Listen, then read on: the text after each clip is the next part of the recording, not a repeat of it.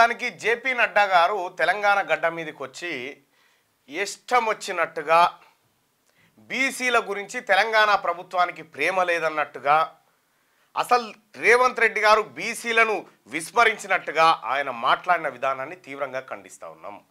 ఎందుకనంటే ఇదే నరేంద్ర మోడీ గారి నేతృత్వంలోని ఎన్డీఏ ప్రభుత్వం కేంద్రంలో బీసీలకు ప్రత్యేక శాఖను పెట్టమంటే పెట్టరు, 50% సీలింగ్ ఎత్తేయమంటే ఎత్తేరు, కులగణన చేయమంటే చేయరు. అసలు బీసీలనే పట్టించుకున్నటువంటి నరేంద్ర మోడీ ప్రభుత్వం ఆ పార్టీ అధినేత జేపీ నడ్డా గారు వచ్చి ఇక్కడ సరూర్ నగర్ మైదానంలో భారతీయ జనతా పార్టీ గొప్పదని, ఇక్కడ 90 సంవత్సరాల తర్వాత ఈ రాష్ట్రంలో కులగణన చేస్తున్నటువంటి ఒకే ఒక్క పార్టీ అది కాంగ్రెస్ పార్టీ.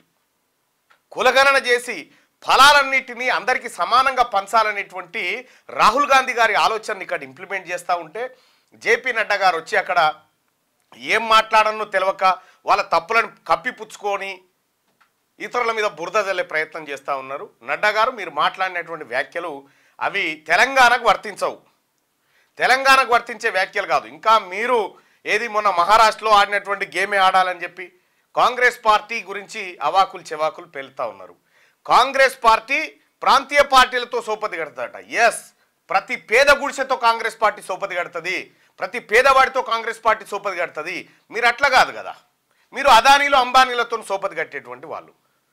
ప్రాంతీయ పార్టీలు డెవలప్ అయితే ప్రాంతీయ పార్టీలు అధికారంలోకి వస్తే ఏం చేసినావు? మహారాష్ట్రలో అజిత్ పవార్ను ఏక్నాథ్ షిండేలను తయారు చేసి అక్కడ ఆ పార్టీలను కొలాబ్ చేసిను. ఇట్లా దేశవ్యాప్తంగా జార్ఖండ్లో ఇట్లా ఎన్ని చేసుకుంటూ వచ్చిన మీరు, అనేకమైన చేసుకుంటూ వచ్చినటువంటి మీరు గురువింద నలిపారు కదన్నట్టుగా మాట్లాడుతూ ఉంటే జనం నవ్వుతూ ఉన్నారు.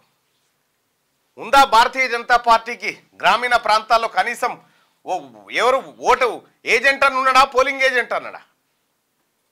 సో అటువంటి మీ పార్టీ గురించి మాట్లాడకంటే సపరేట్ కూకుండే బెటర్.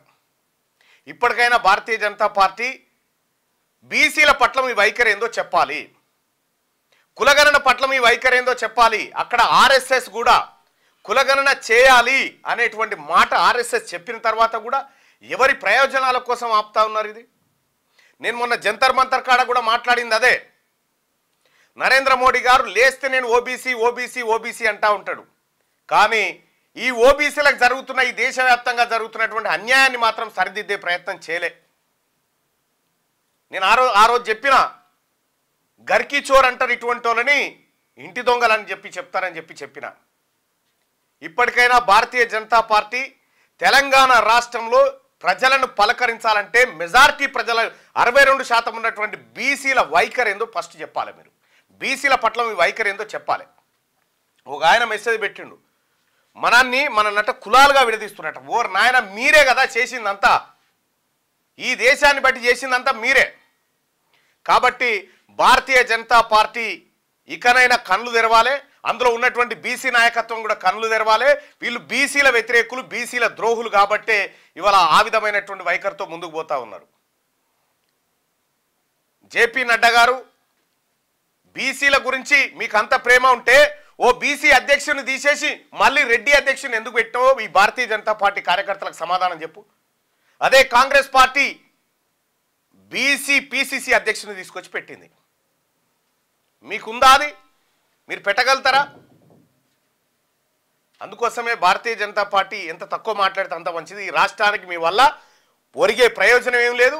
ఇక్కడి ఓట్లు తీసుకుపోయి గుజరాత్కి గులాంగిరి చేసుడు తప్ప ఇంకా దేనికి బనికిరారు. కిషన్ రెడ్డి గారే కుల్లా చెప్తా ఉన్నాడు, నేను గుజరాత్కు గులాం అని చెప్తా ఉన్నాడు, అయిపోయా.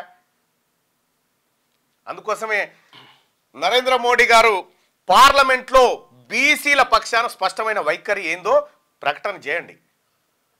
ఇది బీసీల డిమాండ్.